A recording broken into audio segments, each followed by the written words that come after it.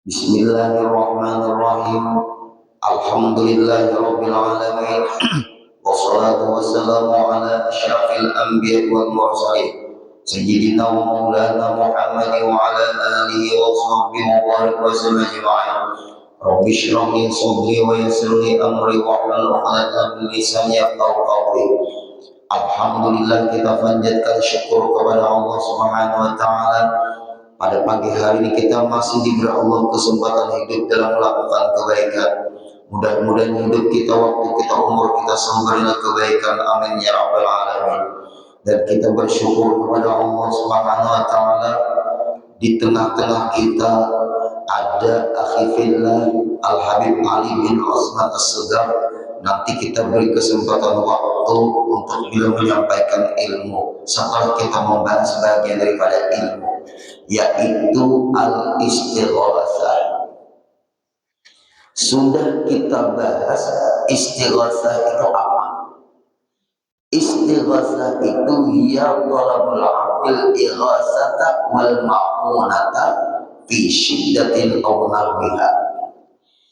Istighatsah itu memintanya seorang hamba atau hamba meminta pertolongan kepada seseorang yang Allah berikan kelebihan kepada orang itu atau keistimewaan bisyiddatin, pada sesuatu syiddah.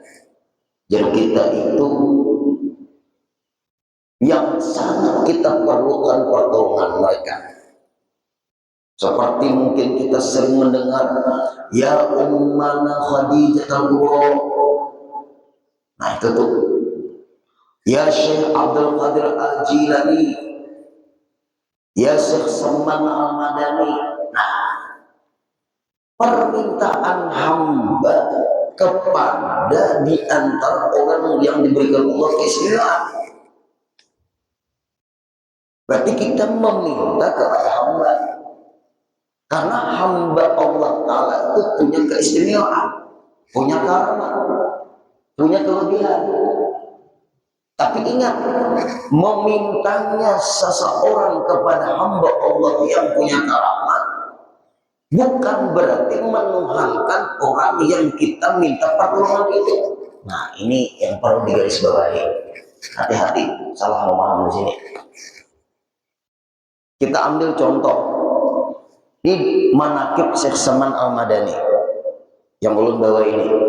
Gurunya Syekh Muhammad Arsyad Al-Banjari. Di dalam manaqib Syekh Salman Al-Madani ini, di antaranya sekedar pian tahu, dan setengah daripada karamat Tuan Syekh Sayyid Muhammad Salman Al-Madani, yaitu bahwa Tuan Syekh Abdullah Basri, ia difitnah melakukan perbuatan yang salah, kena fitnah, dan ia dipenjara, dirantai dengan rantai besi di lehernya pada malam 7 likur bulan Ramadan di Makkatul Musyarrafah. Malam 7 likur itu malam apa? Malam 27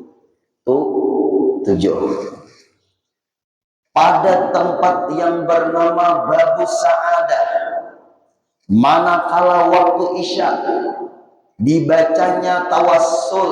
Nah, Ahlus Sunnah wal Jamaah bertawassul.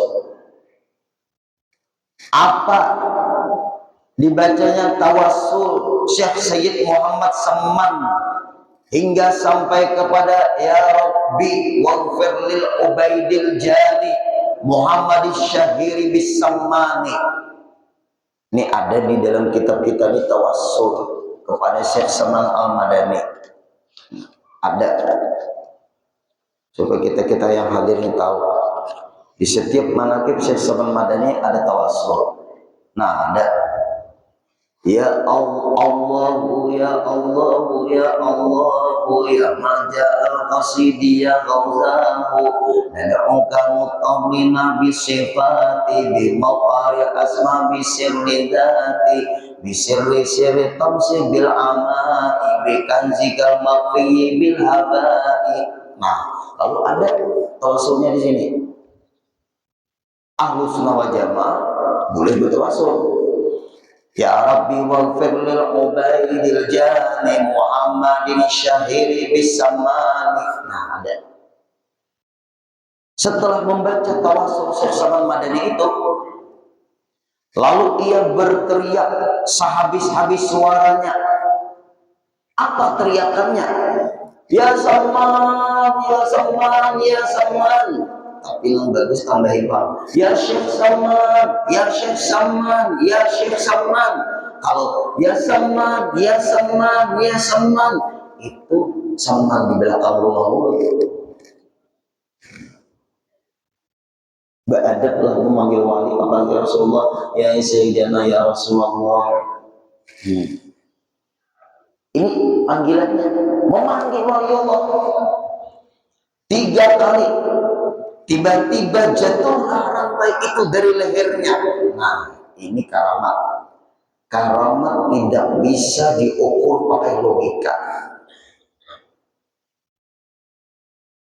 Ulun punya kitab, ada kitab Hilyatul Auliya. Itu kumpulan karamatnya para aulia. Ada lagi Karamatul Auliya. Syekh Yusuf An-Nabahani. Ada ulun punya khusus kitab tentang karamatnya para aulia. Wali-wali itu punya karamat. Kalau Nabi dan Rasul punya mukjizat. Kalau orang soleh namanya Ma'munah. Nah, setelah itu rantai itu gugur. Maka dirantai orang kembali hingga 3 kali dalam 3 malam. Dan setiap kali ia membaca tawasul yang tersebut itu, setiap kali pula jatuh rantai itu dari lehernya. Dan akhirnya diketahui orang bahwa ia adalah murid dari Tuan Syekh Sayyid Muhammad Saman Al-Madani. Maka ia dibebaskan dari penjara dan diberi hadiah. Maka ketika itu ia duduk di pintu ziyadah namanya, yaitu pintu Masjid Mekah. Ia ditanya orang, apa yang engkau lihat waktu engkau di dalam penjara? Maka jawabnya, setelah aku berteriak ya Syekh Saman, ya Syekh Saman, ya Syekh Saman 3 kali, maka aku lihat Tuan Syekh Sayyid Muhammad Saman berdiri di hadapanku seperti sedang marah. Lalu aku tersungkur dan aku lupa diri. Manakala aku sadar, aku lihat rantai itu sudah jatuh dari leherku dengan berkat Tuan Syekh Sayyid Muhammad Saman Al-Madani. Nah, ini namanya istighatsah, memanggil wali Allah. Al-Fakir pernah merasakan. Ini akhirnya ada nih, kita saksi semua. Ulun waktu berangkat ke Katingan. Ke Katingan itu menuju Muara Bulan. Pakai kapal membawa barang. Kapal membawa barang, naiknya mulai daerah Tamban. Ulun. Kapal membawa barang itu sedang ada genangnya. Ternyata ombak laut agak besar. Tapi kadang kalau lepas posisi aja, artinya masih kelihatan, daratan itu masih kelihatan. Waktu ulun nengok, kakak kita ada di sana. Artinya dia tuh dahulu Pak Ibu apa aja kurang tuh Bansau. Ada keluarga di sana. Tapi karena dianggap illegal logging, sampai sudah. Ulun anak ketemu, kakak ulun menengok. Berangkat ulun dari Tamban menuju Muara Bulan Kalengan, Kalteng. Di perjalanan mulai Tamban menuju Muara Bulan itu, Katingan itu ombaknya besar. Ini ulun merasakan ombak. Lalu berbagilah ajar kita itu apa tuh, seperti pelampung lah, berupa tank nanggana atau apa tuh. Geregenlah nanggana ini bahjir ulun mulai panik orang. Kapal itu digoncang gelombang besar sampai masuk air laut mulai. Semua barang-barang yang di kapal itu rencana ingin dibuang. Ulun Pak Aibu berdiri melihat keadaan. Ini belum. Tapi ulun kada teriak. Ulun ngomong aja. Ya Syekh Salman, kayak kerja. Kalau ulun teriak-teriak, karena bingung orang. Kenapa guru ini aneh-aneh? Nggak kada paham.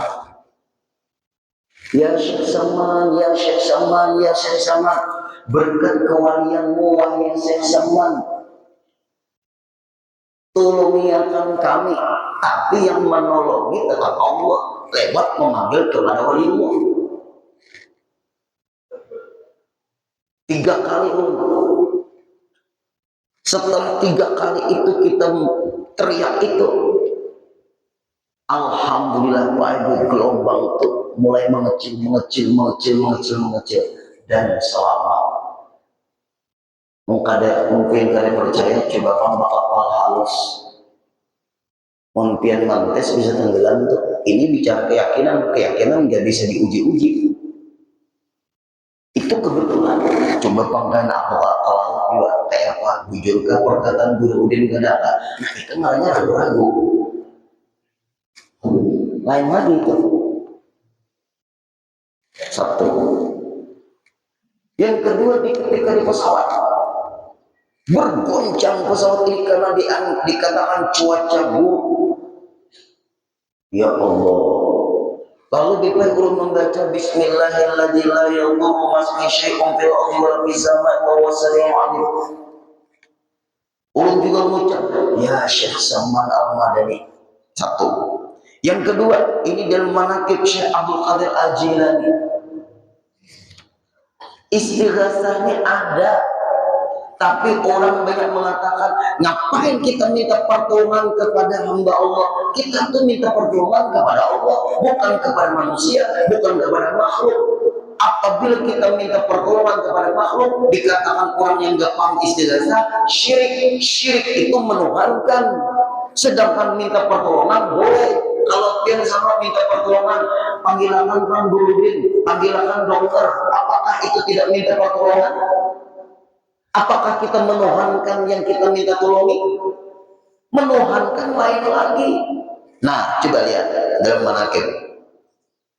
Barang siapa meminta tolong, kata Syekh Abdul Qadir Al-Jilani padaku, atau menyebut dia akan namaku 3 kali, ya Syekh Abdul Qadir, ya Syekh Abdul Qadir, ya Syekh Abdul Qadir. Ketika mendapat suatu bala, insya Allah dengan karunia Allah dan izinnya Allah, aku tolongi akan dia. Karena para awliya itu bal ahya'un 'inda rabbihim wa hum yurzaqun. Mereka itu hidup, wafat tuh karena anak berpindah tempat aja. Nah, ini Pak Ibu perlu kita bahas keyakinan. Boleh kita memanggil waliullah, tapi bukan berarti kita menuhankan waliullah. Disebutkan di dalam kitab lagi, annal makhlukal sababun wa wasitatun fa innal ighazata wa in kanat hiya minallahi azza wa jalla 'alal haqiqah wala yunafi anna Allah ta'ala ja'ala lidzalika asbaban wa wasaita. Tetap hakikatnya yang sebenarnya kita tetap minta tolong kepada Allah, tapi memanggilnya dengan nama orang yang dimuliakan Allah. Itu namanya istighatsah. Maka boleh baik-baik. Nah, seperti bi Rasulillahi wal badawi wa rijalin min bani alawi. Nah, itu termasuk semua itu qasidah-qasidah itu. Oleh sebab itu kita memanggil para aulia Allah seperti seakan-akan lahir dan minta tolong kepada para wali Allah, maka Bapak Ibu bukan syirik. Syirik itu menuhankan orang yang dipanggil. Tapi selama kita meminta tolong kepada wali-wali Allah, lahiriah kita memanggil mereka, hakikatnya Allah yang menolong kita lewat keistimewaan mereka. Maka diberikan dalam pahaman Ahlus Sunnah wal Jamaah yang disebut istighotsah. Panjang lebar nanti akan kita bahas. Mumpung sahabat ulun ada, ulun bersyukur di sini ada Habib Ali bin Osman As-Saghar, kita ambil istifadah dari ilmu beliau. Ulun sudah ada sekolah hadar maut sudah, tapi ulun cinta lawan hadar maut dan ulun banyak ijazah guru ulun dari kitab-kitab karangan ulama hadar maut. Kebetulan Habib Ali beliau ada jebolan dari hadar maut, kita ngambil ilmu dari beliau. Waktu dan tempat dipersilahkan. Alhamdulillah. Ya, alhamdulillah. Assalamualaikum warahmatullahi wabarakatuh. Waalaikumsalam. Alhamdulillah alladzi bi ni'matihi tatimmu shalihat. Wa usalli wa usallim ala sayyidis sadat sayyidina Muhammad sallallahu alaihi wa ala alihi wa sahbihi wa sallam. Wa qala rabbi shrah li sadri wa yassir li amri wahlul 'uqdatam min lisani yafqahu qawli wa saddid lisani wahdi qalbi bihaqqin nabi wa ali. Amma ba'du. Guru Saifuddin Ansari yang ulun muliakan, guru kita semuanya, mudah-mudahan beliau diberikan sehat afiat, dan jazakumullah khair atas kesempatannya. Sebenarnya kita ingin mengambil manfaat dari pengajian ini, akan tetapi dengan kerendahan hati beliau memberikan waktu pada ulun yang fakir ini. Mudah-mudahan kita semuanya diberikan kabul hajat oleh Allah Subhanahu wa taala. Hadirin dan hadirat, di sisa daripada bulan Rajab ini kita diberkahi oleh Allah. Begitu juga bulan Sya'ban disampaikan ke bulan Ramadan sebagaimana keinginan Nabi kita Muhammad sallallahu alaihi wa ala alihi wasallam. Amin Allahumma amin. Menarik sekali pembahasan pada pagi hari ini, hadirin sekalian. Mungkin hampir semua orang Islam mereka sholat dan percaya bahwasannya sholat itu merupakan sebuah ibadah. Hampir semua orang Islam mereka itu meyakini haji itu adalah sebuah perintah Allah, bahkan berlomba-lomba untuk melaksanakan haji tersebut. Ya, akan tetapi ada yang mampu, ada yang nggak mampu, begitu aja. Begitu juga zakat. Tapi percaya dengan seseorang yang mempunyai kedudukan lebih dari kita di sisi Allah, yang dikenal bahasanya itu adalah waliullah, itu jarang sekali. Padahal itu merupakan sebuah ibadah.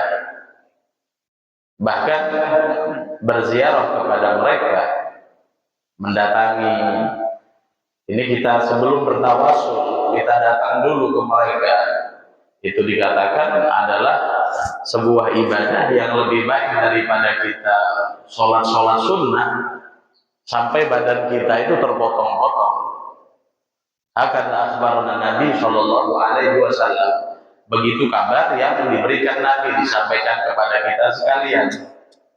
Jadi kita itu mau ibadah boro-boro, mau terpotong-potong jasad kita sekalian. Ya, yang wajib sunnah hanya sebenarnya, mau sampai terpotong-potong artinya capeknya kita dalam ibadah itu nggak mungkin. Tapi berziarah kepada mereka, Nabi memberikan kabar, Allahumma sholli alaihi wa ala alihi, yang mendatangi mereka itu ibaratkan orang yang beribadah sampai hatta taqatta irban, sampai terpotong-potong badannya. Karena sebenarnya manusia itu nggak sama, nggak sama. Manusia itu nggak sama. Yang bilang Allah dalam Al-Quran, laisu sawa, manusia itu nggak sama, beda-beda. Ada yang dekat, dan sesuatu yang memang di luar nalar manusia itu memang ada. Hal itu ada 5 hal. Yang pertama adalah mukjizat. Ya, mukjizat ini hanya khusus untuk mereka para nabi, dan mengingkari mukjizat hukumnya haram. Kufur, keluar daripada Islam yang mengingkari mukjizat. Yang kedua adalah irhasat. Hal yang di luar nalar itu namanya irhasat. Irhasat ini adalah kejadian-kejadian yang terjadi bagi calon para nabi. Ya, seperti Nabi Isa sebelum menjadi nabi, beliau sudah bisa bicara. Seperti Rasulullah Shallallahu Alaihi Wasallam. Karena sebab kehebatan Nabi itu susu kambingnya Halimah Sa'diyah keluar banyak. Ini namanya irhasat. Yang ketiga istidraj. Nauzubillah min dzalik. Istidraj itu diberikan kepada mereka orang-orang yang jauh daripada Allah, berupa sebuah kehebatan seperti Musailamah Al-Kadzdzab.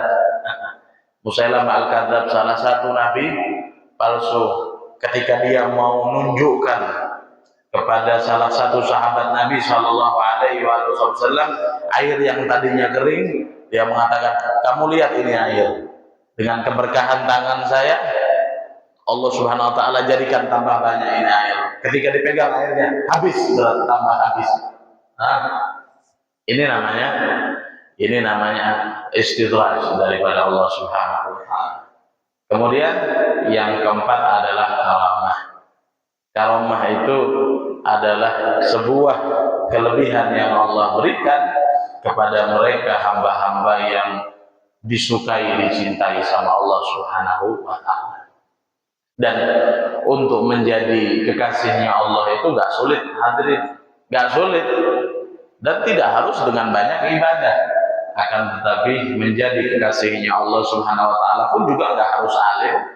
Tapi kalau Allah Subhanahu wa Ta'ala memang menghendaki dari seorang hamba yang mengaku dan sadar dirinya itu hal yang lemah dan tidak punya daya dan upaya, bisa jadi walinya Allah. Al-Imam Abdul Wahab Asy'arani itu pernah bercerita, dulu itu di zaman dulu ada seseorang yang diangkat wali, diangkat menjadi kekasihnya Allah Subhanahu wa Ta'ala hanya karena hobi makan. Jadi bayangkan, bukan karena sebab sholatnya, bukan karena ahlimnya, tapi diangkat oleh Allah jadi kekasihnya Allah karena suka makan.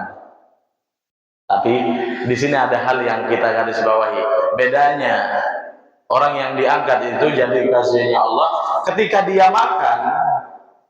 makan, dia sadar di setiap suapannya hatinya bergumam, hatinya berkata, ya Allah, ternyata saya ini hambamu yang sangat lemah ya Allah. Kenapa? Bahkan saya itu masih butuh dengan makhlukmu yang lain ya Allah. Maksudnya nasi tersebut. Kalau seandainya ulun ini nggak makan ya Allah, mungkin ulun mati sampai saat ini. Nah, dengan makannya itu dia sadar dan nggak jadi sombong. Nah, karena sebab itu dia diangkat jadi kekasihnya Allah Subhanahu wa Ta'ala. Ya, maka setiap walinya Allah Subhanahu wa Ta'ala itu punya karomah, dan mengingkari karomah itu nggak kufur. Akan tetapi pastikan ketika kita tidak mengakui dan nggak percaya atas karomah ini, maka kita bukan ahlu sunnah wal jamaah. Karena sebab i'tiqad ahlu sunnah wal jamaah, mereka mempercayai adanya kekasih Allah Subhanahu wa Ta'ala. Dari zaman dulu sudah ada karomah. Siti Maryam punya karomah, dan banyak lagi, dan banyak lagi, dan banyak lagi. Ya, yang kelima adalah ma'unah. Ma'unah ini, kita ini manusia biasa, Allah sering kali kadang-kadang memberikan ma'unah kepada kita. Ya, tadi beliau guru mengatakan selamat dari ini karena sebab tawasul, itu juga ma'unah daripada Allah. Nggak harus nabi Pak, nggak harus wali, tapi Allah berikan setiap kita ma'unah. Sembuh dari sakit yang lama, yang mungkin nggak mungkin untuk sembuh, itu Allah sembuhkan, namanya ma'unah. Ya, dan dengan mempercayai mereka para walinya Allah, percaya mereka itu para walinya Allah, itu menunjukkan kita itu seorang hamba yang dekat dengan Allah berarti. Dan orang kalau tidak percaya berarti dia jauh daripada Allah. Katanya ulama, at-tasdiqu biwilayatihim wilayah sughra. Orang-orang yang percaya dengan adanya hamba-hamba Allah yang beda dengan manusia biasanya, itu juga orang yang hebat di sisi Allah, tapi kedudukannya kecil, para hadirin. Dan tawasul ini sudah dicontohkan oleh mereka para ulama, bahkan dari zamannya Nabi, dari zamannya Rasulullah SAW. Makanya orang kalau nggak tawasul itu sayang. Kenapa? Karena tawasul itu mempermudah daripada hal yang mungkin tak kunjung dikabulkan oleh Allah Subhanahu wa taala. Akan tetapi kita pun juga bisa bertawasul itu dengan amal kebaikan yang pernah kita lakukan. Bisa. Enggak harus dengan wali. Bisa kita punya hajat belum dikabulkan sama Allah, atau sakit tak kunjung disembuhkan sama Allah. Bertawasul dengan amal pian. Amal apa yang pian lakukan? Yang mungkin karena sebab pian ikhlas di dalam mengamalkannya itu diterima sama Allah. Tawasul dikabulkan oleh Allah. Sebagai penutup, dulu di zaman Rasulullah SAW, para sahabat itu dikabarkan tentang peristiwa tawasul dengan amalnya sendiri. Ruyan Abdullah bin Umar, sebuah riwayat dari sahabat Abdullah bin Umar, hadirin. Akhbarana Nabi, ulun diberikan kabar oleh Rasulullah SAW. Apa dulu kata Rasulullah, sebelum umat yang ini, umat yang dulu, sebelum umat yang ini, dulu ada 3 orang yang tersesat di dalam sebuah gua. Dia itu hendak beristirahat di gua itu, akan tetapi karena sebuah goncangan di gua itu, ternyata pintunya ketutup batu besar. Mau ngangkat bertiga nggak bisa, Pak, batu besar. Kemudian di sini ada 3 orang. Yang satu ini dia ingat dulu dia itu pernah punya orang tua, setiap hari memakani orang tuanya, kasih makan, hebat ya Pak, luar biasa. Kadang-kadang kita mungkin ngasih uang aja, tapi nggak mau nyuapin orang tua kita. Ini dia nyuapin orang tua setiap hari. Suatu malam dia itu datang telat ke rumah ayahandanya, dan dia itu biasanya kalau ngasih makan itu lebih dulu dari istri dan anaknya. Lebih dulu dari istri dan anaknya, orang tuanya dulu. Dan begitu kita ini laki-laki seperti itu, sama orang tua dulu. Jangan istri aja dikenyangin, tapi orang tuanya, bahkan kadang-kadang ada yang tulat haji dan umrah berdahulu, tapi orang tuanya belum, dia sama istrinya, Masya Allah, yaitu panggodaan wanita memang. Susah ya laki-laki, tapi Masya Allah ibu-ibu yang hadir di sini solehah semuanya. Ini kemudian suatu malam dia telat, kemudian orang tuanya tidur, dia tetap megang makanannya, anak dan istrinya menangis karena belum makan, kelaparan, dibiarin sama dia. Sampai orang tuanya bangun, dia berkata kepada Allah, ya Allah, saya lakukan amalan tersebut ikhlas karenamu ya Allah.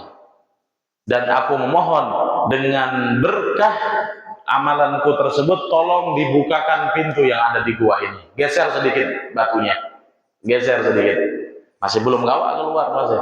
Yang satu lagi, ya Allah, dulu ada seorang wanita yang ulun itu, mohon maaf, sangat nafsu sama dia, ya, sangat suka sama dia, pengen sekali untuk mencicipi tubuhnya.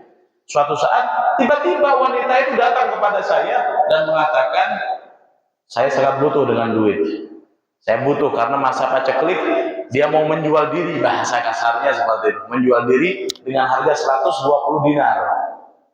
Kemudian oke, siap. Ya, namanya laki-laki, naudzubillah min dzalik, dibayar sama dia. Ketika dibayar, perempuan itu mengatakan, kamu nggak takut sama Allah Subhanahu wa taala? Ya, Allah itu setiap yang kita lakukan di atas dunia ini ada pertanggungjawabannya.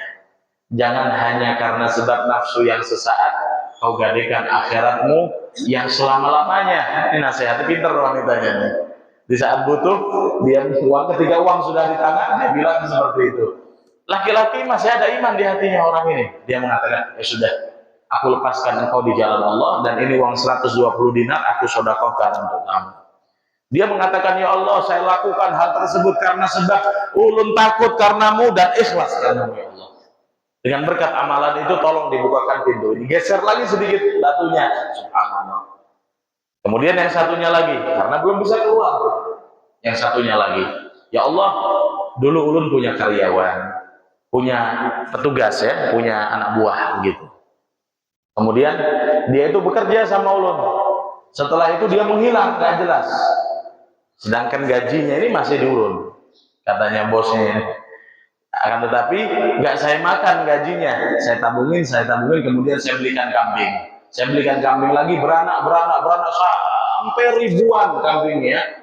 Suatu hari datang ini karyawannya yang dulu kerja sama dia, tapi belum mengambil upahnya. Ketika datang, dikasih tahu, kamu kemana aja? Upahmu yang dulu aku belikan kambing, dan itu kamu lihat kambingnya sekarang jadi ribuan kambing. Kamu ambil itu kambing dan bawa semuanya, aku nggak minta apa-apa. Dia mengatakan, ya Allah, aku lakukan amalan itu ikhlas karenamu ya Allah. Karena sebab itu bukakanlah pintu ini. Ya, akhirnya terbuka pintu tersebut karena sebab bertawasul dengan amalannya sendiri. Wahakala, para hadirin yang dimuliakan oleh Allah, amalan yang kita lakukan itu bukan hanya sekedar mendapatkan pahala daripada Allah, tapi itu senjata kita. Suatu saat kita butuh dengan amalan tersebut tawasul sama Allah. Karena ini sumbernya dari Nabi SAW. Mengingkari hal ini, maka kita semuanya nggak percaya dengan yang dikatakan oleh Rasulullah SAW. Dan mata-mata kita ini kalau pernah melihat para wali, orang saleh, itu boleh kita bertawasul. Dulu hadirin yang dimuliakan oleh Allah Subhanahu wa taala, ada seseorang yang pernah melihat Abu Yazid Al-Bustami. Abu Yazid Al-Bustami ini min akabiril auliya, dari pembesar para ulama dan waliullah taala. Karena ada ulama tapi nggak wali dia. Ya, tapi ada wali, ya biasanya para ulama. Kalau kita nggak husnudzon mereka para ulama kekasihnya Allah, kepada siapa lagi kita untuk bersangka baik? Ini dulu pernah lihat dia Abu Yazid Al-Bustami. Kemudian suatu saat terjadi kemarau yang panjang, nggak hujan-hujan. Kalau kita di Kalsel ini kan sampai hujan terus ya, banjir, masya Allah, Allah jaga bumi Kalsel insya Allah dan Indonesia pada umumnya. Ya, dia bilang pernah melihat Abu Yazid Al-Bustami. Dia mengatakan, Allahumma bihaqqi ma firras isjina ya Rabb. Dia mengatakan, ya Allah, berkatnya apa yang ada di dalam kepala ulun ini, maka berikanlah hujan. Subhanallah, nggak lama turun hujan. Dan seperti itu. Ya, dan banyak, bahkan di Indonesia ini masya Allah, tanpa kita sadari qasidah-qasidah, syair-syairan itu yang sebagian sudah disampaikan sama guru tadi, banyak sekali yang mengajarkan kita untuk apa? Untuk bertawasul kepada mereka, para kekasih Allah. Seperti sa'dana fid dunya, fauzana bil ukhra, bi khadijatil kubra wa Fatimatu Zahra. Dan banyak lagi, dan banyak lagi, dan banyak lagi. Alhamdulillah, mudah-mudahan kita dijadikan orang-orang yang beriman atas mereka, para kekasihnya Allah Subhanahu wa taala, karena mereka itu ada. La inna awliya Allah la khaufun alaihim wa la hum yahzanun. Ya, mereka para wali itu ada, Allah sebutin dalam Al-Qur'an, enggak pernah takut apapun dan enggak pernah sedih. Yang mereka takutkan cuman takut Allah marah sama dia, udah itu aja. Ya takut ya. Selagi Allah ridho, dia senang aja dan merasa baik-baik saja. Ya Rabb, mudah-mudahan kita jadi hambanya Allah yang istimewa insya Allah. Ya, kalau Allah sudah memandang hambanya itu dengan pandangan cinta, maka nggak perlu amal yang banyak, ya, tapi amal yang sedikit akan tetapi mengharap ridhonya Allah Subhanahu wa taala. Ya, mudah-mudahan sujud-sujud kita membuahkan ridhonya Allah. Mudah-mudahan apa yang kita usahakan untuk akhirat kita diterima oleh Allah dan dikabulkan, dimudahkan ya Rabb. Bihaqil gaul, insyaallah berkat mereka para wali munna bi taubatin. Dosa-dosa kita diampuni. Tagsiluna biha ablaghal ghusli, kita dicuci oleh Allah daripada segala macam kotoran insyaallah, selamatan berataan dunia wal akhirat, berkatnya mereka para salihin wa ya ajwadal ajwadin. Lafu minkum, wassalamualaikum warahmatullahi taala wabarakatuh.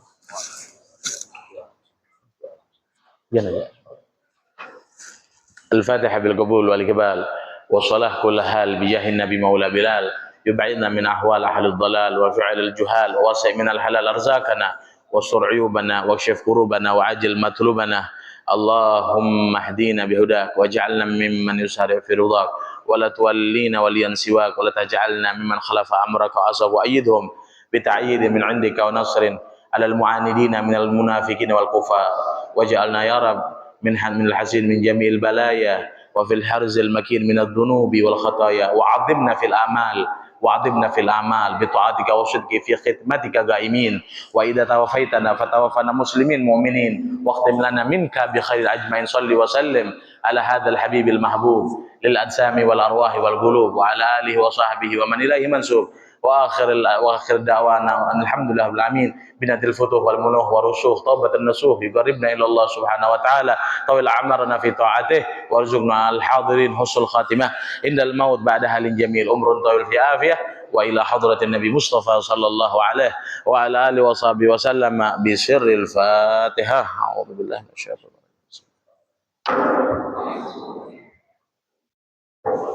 Alhamdulillah, Alhamdulillah, Habib Alimin Osman beserta menyampaikan dan perlu jemaah ketahui beliau ini adalah tokoh pesantren di Bali itu mayoritas apa? Kita doakan selalu tidak dakwah beliau dan pemimpin pondok pesantren kebetulan pondok pesantren yang berada di Bali dan selalu di dalam keberkahan perlindungan Allah. Kalau misalnya ada jemaah bisa mungkin ingin membantu, dipersilakan aja langsung berhubungan atau kepada Habib Ali untuk tidak ada pesanan di sini, tapi untuk mendoakan alhamdulillah agar pondok pesantren di Bali itu mendatangkan keberkahan dan bisa berperan dalam dakwah.